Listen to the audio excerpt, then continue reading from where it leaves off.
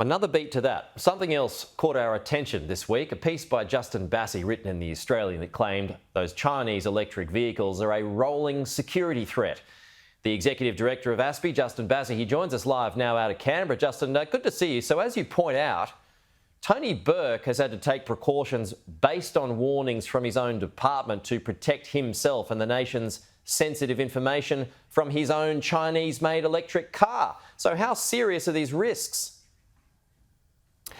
I think, Peter, they have to be taken very seriously, seeing as though, as you say, it was actually Home Affairs officials who admitted in testimony at Senate estimates this month that there was a national security threat. So we know that there's a national security threat. It's not a hypothetical.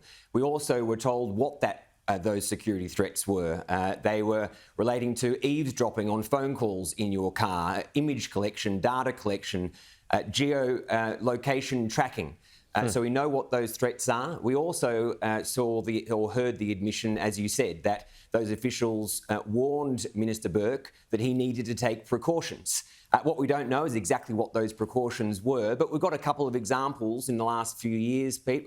We had a full ban of Chinese companies from our 5G network, and we had a government devices ban from TikTok. So government officials and ministers can't have TikTok on their phone. So consistency, in my view, would be that one of those bans, the full 5G ban or the partial government ban for TikTok, should be there for Chinese technology in cars. It's just extraordinary, that point there that you make, that China can eavesdrop on a conversation that you might be having in a Chinese manufactured EV. How do they do that? I mean, I'm sure there's a reason for it. I just don't understand it. Well, I mean, unfortunately for us all, anything that is connected to the internet is able to be hacked or listened into. But we want to make the cyber intrusions as difficult for people as possible. And the difference here is not that your car is not available to be intruded on by other countries, but the difference is the Chinese government's role here. So there's no separation between the Chinese private sector and the Chinese government. And we just issued a report yesterday, Pete, around persuasive technologies, where Chinese companies are producing for the Chinese government technologies that will help influence the rest of us around the world, wearable devices, neurotechnology. And so that's the issue, that the Chinese government has control over these companies, and the companies provide the data and carry out the directions of the Chinese government. For all other governments, the private sector around the world, does the private sector have the capability to intrude? Yes, but do they do it for their governments? The answer is no. So that's the key difference. We're dealing with a foreign regime in control of their private sector. So you've argued in this piece, Justin, that the US has plans to ban Chinese tech in American cars, and you think Australia should do the same.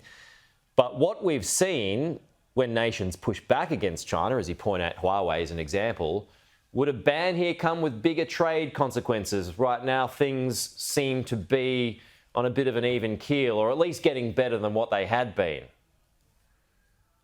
The answer is yes, Peter. Anytime we make a national security decision, it runs the risk that a country like China will try to coerce us or punish us. But that's the point. We can't provide the perception to a country like China or Russia or North Korea or Iran that we are going to self-censor or that we're going to be deterred from making national security decisions. We can't say that trade and the economy is more important than our national security. And we've seen, Pete, that China has formed in this area. There's a Chinese government-sponsored hacking group called Volt Typhoon. They've pre-positioned on our critical infrastructure, power supply, water, telecommunications, transportation.